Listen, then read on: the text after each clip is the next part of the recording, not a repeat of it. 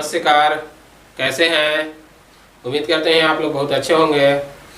एक दिन वीडियो नहीं डलाया है क्योंकि थोड़ा तबीयत ख़राब था, आवाज़ में भी दिक्कत है और थोड़ा आवाज़ में और आज दिक्कत होगा क्योंकि अभी बारिश हो रहा है यहाँ पे। क्या इसके लिए ध्यान से सुनिएगा, बारिश है, कोई दिक्कत ना है।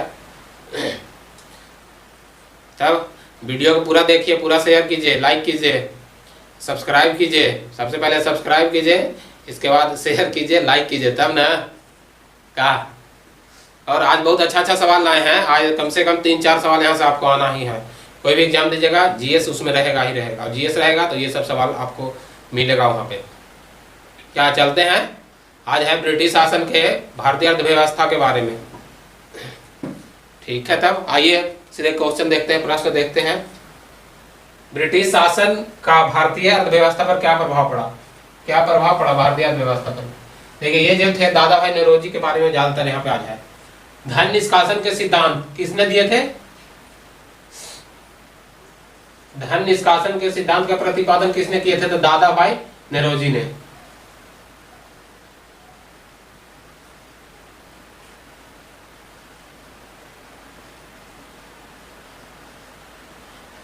धन निष्कासन सिद्धांत किसने दिए थे? तो दादा भाई नौरोजी ने। और देखिए आगे 1892 में लिबरल पार्टी के टिकट से ब्रिटिश हाउस ऑफ कॉमन में लड़ा थी। चुनाव जीतने वाले प्रथम भारतीय भी थे दादा भाई नौरोजी। देखिए 1892 में लिबरल पार्टी के टिकट से ब्रिटिश हाउस ऑफ कॉमन में प्रथम भारतीय दादा भाई नौरोजी थे।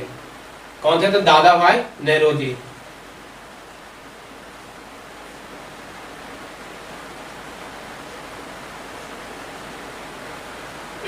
दादा भाई नौरोजी थे जो ब्रिटिश हाउस में पहले जीते थे लिबरल पार्टी के टिकट से। और आगे देखिए, poverty and the un-British rule in India नामक पुस्तक किसने लिखा है? पॉवर्टी एंड अनब्रिटिश रूल पुस्तक नामक किसने लिखा है? तो दादा भाई नौरोजी ने। Poverty and the un-British rule in India पुस्तक दादा भाई नौरोजी ने लिखे हैं। दादा भाई नौरोजी ने। दादा भाई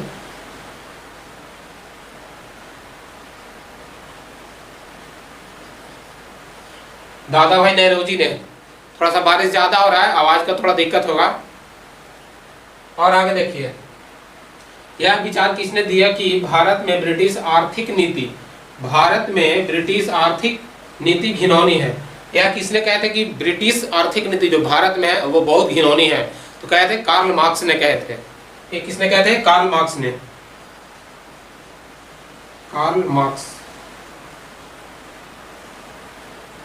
कार्ल मार्क्स ने कहे थे कि भारत में जो ब्रिटिश द्वारा आर्थिक नीति है वो बहुत घिनौनी है। ठीक है, और आगे देखिए, औपनिवेशिक अर्थव्यवस्था की श्रेष्ठ पुस्तक जो कि इंडिया टुडे के लेखक कौन है? तो इंडिया टुडे के लेखक हैं रजनी पामदत्त। इंडिया टुडे के लेखक रजनी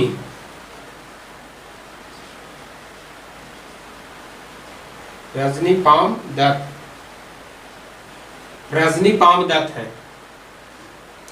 इंडिया टुडे के लेखक कौन है? रजनी पामदत्त। और आगे देखिए, कुटीर उद्योग के विकास हेतु ऑल इंडिया स्पर्श एसोसिएशन की स्थापना किसने किए थे?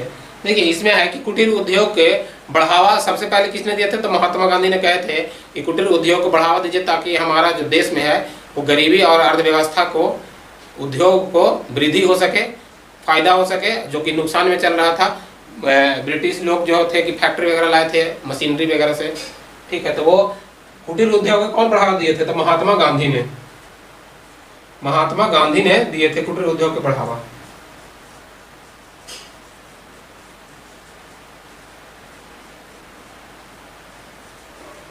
महात्मा गांधी ने। और आगे देखिए, वर्ष 1854 में Bombay spin and weaving company को सूती वस्त्र की फैक्ट्री किसके द्वारा लगाया गया था? देखिए 1854 में सूती वस्त्र की फैक्ट्री किसने लगाए थे सबसे पहले? तो ये लगाए थे कवासजी डावर ने सबसे पहले 1854 में फैक्ट्री लगाए थे। किस चीज के फैक्ट्री लगाए थे? तो सूती वस्त्र के फैक्ट्री लगाए थे। ठीक है, और आगे देखिए, वर्ष 1855 में भारत का प्रथम जूट मिल कहाँ स्थापित किया गया था? तो ये पश्चिम बंगाल में था। 1855 में भारत का प्रथम जूट मिल, ये पश्चिम बंगाल में, पश्चिम बंगाल के सेरामपुर एक जगह है जो पश्चिम बंगाल में है। सेरामपुर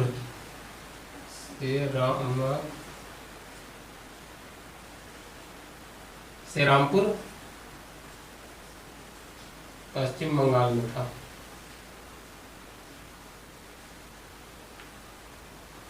देखिए वर्ष 1855 में, ठीक है, वर्ष 1855 प्रथम जूट मिल भारत में वर्ष 1855 में लगाया गया था। वो कहाँ पे लगाया गया था? तो पश्चिम बंगाल के सेरामपुर जगह है, वहां पे लगाया गया था। ठीक है, सबसे पहले भारत, और देखिए भारत में प्रथम चाय का बागान कब स्थापित किया? भारत में प्रथम चाय का बागान कब स्थापित किया गया? तो 1833 में। कब किया गया? तो 1833 में चाय का बागान का स्थापना किया गया। 1833 चाय का बागान कब लगाया गया था? तो 1833 ईस्वी में। और आगे देखिए, 1865 से 72 ईस्वी के काल को डाकू राज किसने कहा था? समझ रहे हैं? 1865 से 72 ईस्वी के काल को डाकू राज का काल किसने कहा था? तो जो प्रसिद्ध इतिहासकार थे के.एन. पनिक्कर, प्रसिद्ध इतिहासकार थे के.एन. पनिक्कर ने कहे थे जो कि 1865 से 72 को डाकू राज काल कहे थे। प्रसिद्ध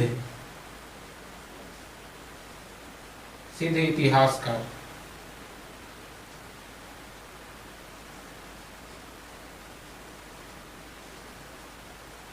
के.एन. पनिक्कर, के.एन. पनिक्कर।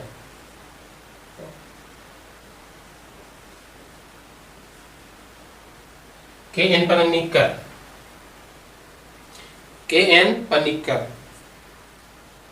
पनिक्कर ने कहे थे कि डाकुओं को राज है 1865 से 72। देखिए तीन कठिया पद्धति क्या है? तीन कठिया पद्धति नील के खेती द्वारा जो बिहार में लगाया गया था, पश्चिम चंपारण में। तीन कठिया पद्धति का मतलब होता है 3/20 भाग पर नील उगाना। नील के पश्चिम चंपारण में,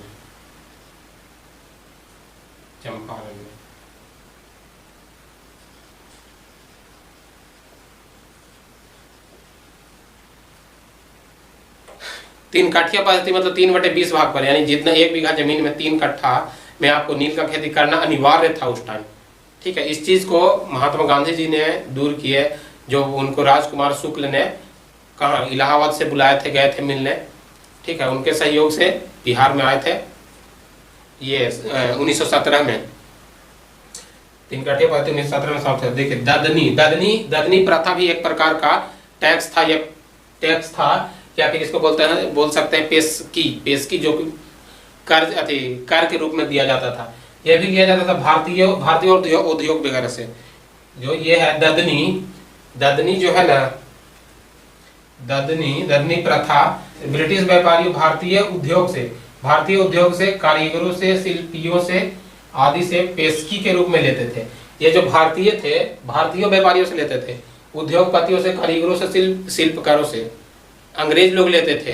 इसको ददनी कर के रूप में जाना जाता था, या ददनी प्रथा के रूप में जाना जाता था। और आगे देखिए, अस्थाई बंदोबस्त या जमींदारी बंदोबस्त क्या है? अस्थाई बंदोबस्त किसने लाए थे? लॉर्ड कॉर्नवालिस ने कब लाए थे? तो ये लाए थे 1793 में। 1793 ईस्वी में।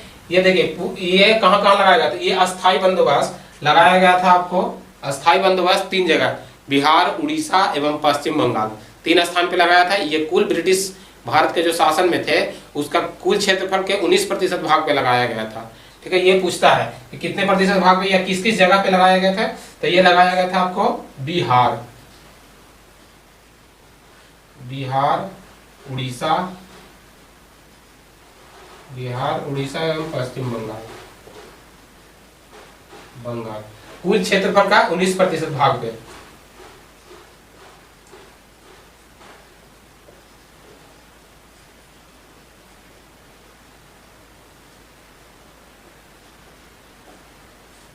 कुल क्षेत्रफल के 19% भाग पे लगाया गया था अस्थायी बंदोबस्त, जो कि 1793 में लॉर्ड कॉर्नवालिस ने लगाए थे। ठीक है, और आगे देखिए रैयतवाड़ी। रैयतवाड़ी क्या है? रैयतवाड़ी जो व्यवस्था है ये सबसे भारत के सबसे अधिक भाग पे लगाया गया था। रैयतवाड़ी भारत के सबसे अधिक भाग पे लगाया गया था। ये 51% भाग पे लगाया गया था। देखिए इसमें जो अति आ जाता है आपको लगाए थे वो कैप्टन रीड और थॉमस मुनरो, कैप्टन रीड और थॉमस मुनरो ने लगाए थे। कुल क्षेत्रफल का 51% भाग पे लगाए थे। क्षेत्रफल का 51% भाग पे, 51% भाग पे लगाए थे। और किस किस जगह पे लगा था ये देखिए, ये लगा था बम्बई, मद्रास एवं असम। ये आपको आ जाएगा बम्बई क्षेत्र में, यहां लिख देते हैं बम्बई, मद्रास, असम। देखिए बम्बई, मद्रास, असम ये सब पॉपुलर जगह। और भी लगाए थे, कर्नाटक के कुछ क्षेत्र में लगाए थे, और भी जगह स्थान पे लगाए थे। ठीक है, ये जो कि पॉपुलर है पूछता है। अस्थाई रैयतवाड़ी व्यवस्था सबसे का सब जो रैयत है, रैयत यानी रैयत मतलब किसान होता है, इनको दो को मिलकर लगाए थे। कौन कौन? तो ये रीड और मुनरो मिलकर लगाए थे। ठीक है, रीड और मुनरो ये 51% भाग पे लगाया गया था, जो कि बम्बई, मद्रास, असम क्षेत्र में लगाया गया था। देखिए एक है महालवाड़ी व्यवस्था। ये कुल क्षेत्रफल का 30% भाग पे लगाया गया था। महालवाड़ी 30% भाग पे लगाया गया था, 30% भाग पे लगाया गया था। इसको मैकेंजी ने लगाए थे, होल्ट मैकेंजी ने। किसने लगाए थे? तो होल्ट मैकेंजी ने 1822 में। और देखिए रैयतवाड़ी लगाया गया था कब? 1820 में। रैयतवाड़ी ये देखिए इसको लगाया गया था 1820 में आपको लगाया गया था। यहाँ पे लिख देते हैं। ठीक है, 1820 ईस्वी में शुरू किया गया था। ठीक है, देखिए महालवाड़ी के हॉल्ट मैकेंजी ने लगाए थे 1822 में। ये भारत के कुल क्षेत्रफल के 30% भाग पे लगाया गया था, जो कि इसमें आपको आ जाएगा उत्तर प्रदेश आ जाएगा, उत्तर प्रदेश, मध्य प्रांत और पंजाब। इसमें आपका आ जाएगा उत्तर प्रदेश, मध्य प्रांत और पंजाब। समस्त ब्रिटिश का 30% भाग पे लगाया गया था।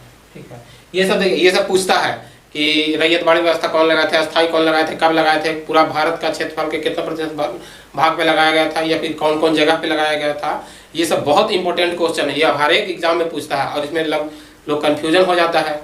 ठीक है, इसलिए इस चीज को ध्यान से लिख के और सुनना है, पढ़ना है। ठीक है, एक बार नहीं, इसको अधिकतर बार लिखिए, और इसी में बच्चा लोग या लड़के लोग कंफ्यूजन कर जाता है। ठीक है, और आगे देखिए, वह कौन सी भू राजस्व व्यवस्था थी जो सर्वाधिक ब्रिटिश क्षेत्र पर लागू था?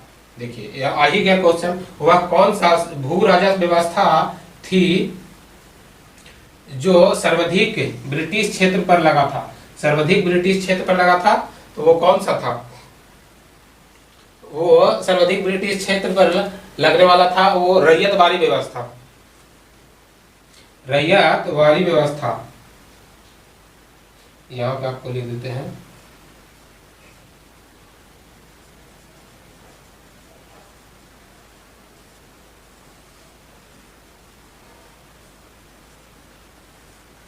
रैयतवाड़ी व्यवस्था।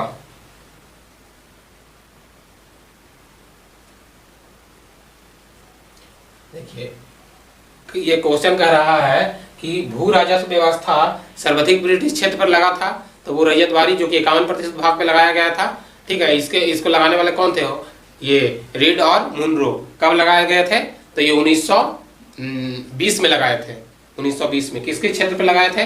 तो मद्रास, बम्बई और असम। ठीक है, और आगे देखिए अस्थाई बंदोबस्त का सिद्धांत से संबंधित है। अस्थाई बंदोबस्त का सिद्धांत किससे संबंधित है? तो समस्त भू समस्त क्षेत्र पर अस्थाई बंदोबस्त किससे संबंधित है? भू राजस्व के निर्धारण पर अस्थाई बंदोबस्त भू राजस्व के निर्धारण पे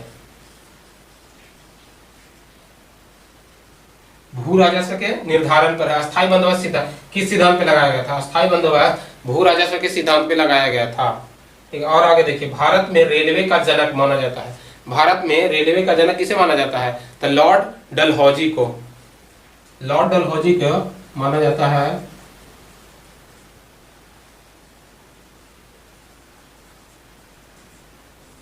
लॉर्ड डलहौजी ने 1853 ईस्वी में, लॉर्ड डलहौजी ने 1853 में रेलवे का गठन किया था या फिर शुरू किए थे। ये सबसे पहले मुंबई महाराष्ट्र में किए थे, जो कि ये बंबई से थाने चलाए थे, जो कि 34 किलोमीटर दूरी था। ठीक है, 1853 में महाराष्ट्र में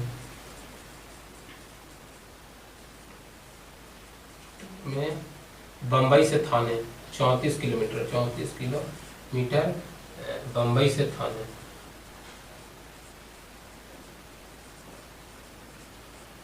के बीच,